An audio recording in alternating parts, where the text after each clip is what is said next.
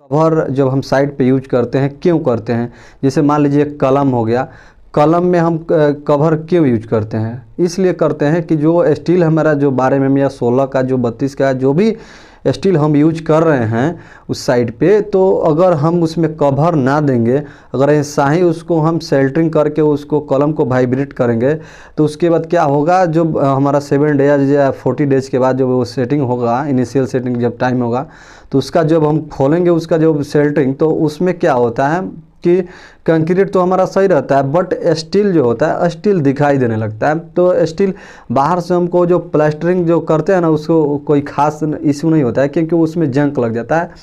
जो पहले से जिस कलम में हमारा दिया रहता है उसमें और जो बाद में हम देते हैं काफ़ी डिफरेंस हो जाता है। इसलिए दोस्तों उसमें होता क्या है कि हम कवर यूज करते हैं, ताकि हम जो ब्लॉक का एक कवर आता है उसको हम यूज करेंगे तो जब वो वाइब्रेट करेंगे तो उसमें जो का जो कवर हम यूज करते हैं जहाँ पे फुटिंग कलम्स में, तो वहाँ उस कवर के हिसाब से उसको कवर कर लेता है। जितना भी उसका सर्कल हो या रेक्टेंगुलर कलम्स है वो सभी उसको ढक लेता है, ताकि वो स्टील बाहर की तरफ से दिखाई ना दो।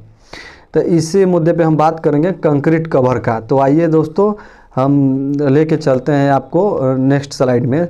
जिसे क्लियर कवर मेन फोर्स जो होता है, clear cover to the main रेस्पॉन्समेंट। तो मेन रेस्पॉन्समेंट होता है क्या है कि रेनफोर्समेंट का मतलब होता है कि जब हम फुटिंग या कोई भी काम करते हैं उसमें कवर क्या यूज करते हैं। जैसे फुटिंग हो गया तो फुटिंग में 50 mm का हम कवर यूज करते हैं फुटिंग में।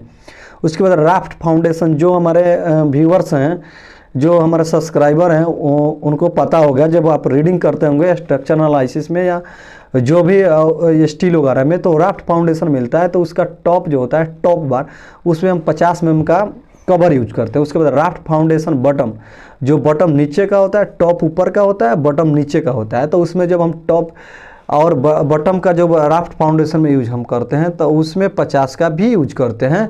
उसके बाद आता है उसमें स्टार बीम का जो आता है उसमें हम यूज करते हैं 50 mm का। उसके बाद ग्राइड स्लैब आता है, स्लैब जो आता है उसमें हम 20 mm का कवर यूज करते हैं। और कलम बताया ना आपको कि जब कलम का हम यूज करते हैं तो कलम में हम 40 mm का कवर यूज करते हैं कलम में, कि बाकी जो बाहर से स्टील दिखाई ना दे। उसके बाद जो स्लैब होता है, स्लैब जो छत वगैरह हम जब उसका सेल्टरिंग करके बार बेल्डिंग शेड्यूल उसको हम करके जब उस छत को स्लैब करते हैं उसमें हम 15 mm का वो कवर देते हैं। उसके बाद फ्लैट स्लैब होता है उसमें हम 20 mm का देते हैं। उसके बाद स्टेयर केस, स्टेयर का मतलब होता है सीढ़ी, जो सीढ़ी जीना होता है उसमें हम देते हैं, यूज करते हैं। नॉर्मली उसमें हम 20 mm का कवर यूज करते हैं। देखिए इस सीरियली बाई जो है वो किसी भी चीज़ में हम ये नहीं कि कहीं 50 का लगा दिए कहीं 40 का लगा दिया। इसका IS स्टैंडर्ड कोड 456 आपको मिलेगा। उसमें IS स्टैंडर्ड कोड 456 में ये डिनोट किया हुआ है कि हम कलम में कौन सा कवर यूज करेंगे और राफ्ट फाउंडेशन में कौन सा यूज करेंगे, बॉटम में कौन सा यूज करेंगे और टॉप में कौन सा यूज करेंगे। उसके बाद रिटेनिंग जो वाल होता है उसमें 20 से 25 mm तक का हम यूज करते हैं। वाटर रिटेनिंग स्ट्रक्चर होता है उसमें 20 से 30 mm का यूज करते हैं। इसलिए इसमें IS कोड में डिनोट कर दिया रहता है कि कहीं भी आप जाइएगा तो कलम्स जो होता है कलम्स में आपको 40 mm का ही यूज करना है। बाकी अपने हिसाब से 1 इंची या 1 mm थोड़ा इधर उधर हो सकता है, बाकी इसमें कोई चेंजेस नहीं आती है।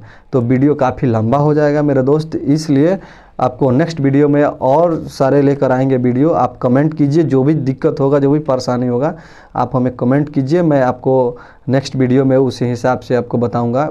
क्योंकि जो फ्रेशर का टैग है आपके वो माथा से हट जाए, क्योंकि कहीं भी आप जाइएगा तो आपका जो पर्सनल इंट्रोड्यूस है आपको तो देना ही देना है। जो बार बेल्डिंग शेड्यूल BBS हो गया, चाहे सिविल में जो भी कंस्ट्रक्शन पे यूज होता है आपको वो देना ही है। तो एक कंक्रीट जो कंक्रीट कवर है क्लियर हुआ।